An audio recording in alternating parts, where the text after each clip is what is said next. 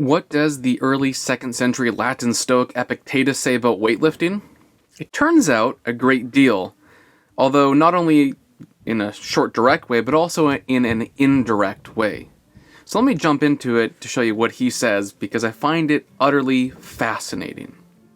So in book 1 of his discourses, which is sort of like the schoolroom lecture on how to live the good life, he wants to argue that we shouldn't worry so much about things, but about the kind of person we're becoming.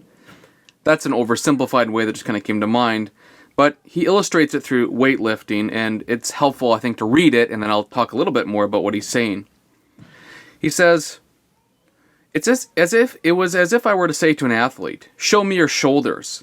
And he responded with, "Have a look at my weights." Get out of here with you and your gigantic weights, I'd say. What I want to see isn't the weights, but how you've profited from using them. And what he means is, you want big shoulders. Great, I want to see how you've actually gained that skill, that attribute, that quality of having strong shoulders. I don't really care about how big your weights are. That's not you, that's the thing in front of you.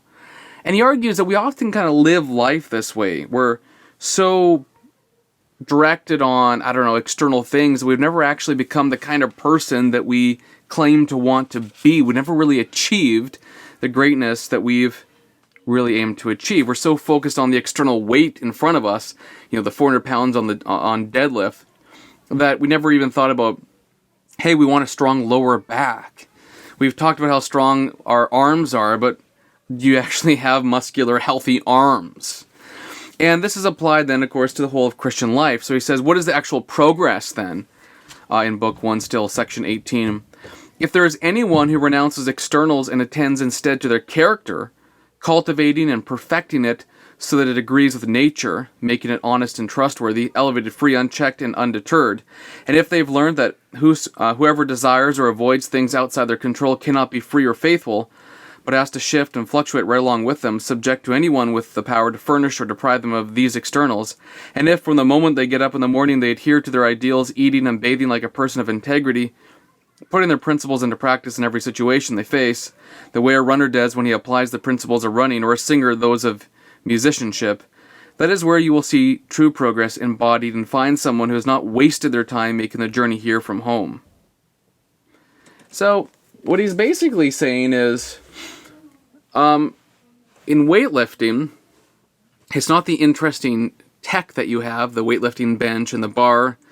It's not the interesting technology that you have, the interesting techniques that you can do per se, but it's the kind of body you've produced through the effort. And likewise, when it comes to virtue, when it comes to living the good life, it's not sufficient to simply say that you're anxious, but you're really working hard on becoming a better person. It's not sufficient to say or to worry so much about externals and be out of control, to be passable and affected by everything. What you really want to do is put your actions where your mouth is, to be able to do what you say, to become the kind of person that you've pursued becoming by the hard work of daily following through on your principles, rather than being led by all the things outside of you. It's like you're controlled by a weight outside of you, but you haven't really thought about growing your body. It's like you're controlled by people's opinions outside of you, but you've never really shaped the character by constant practice that you have said you wanted to achieve. If you enjoyed this video, like and subscribe. It was a simple one. And watch the video above my shoulder.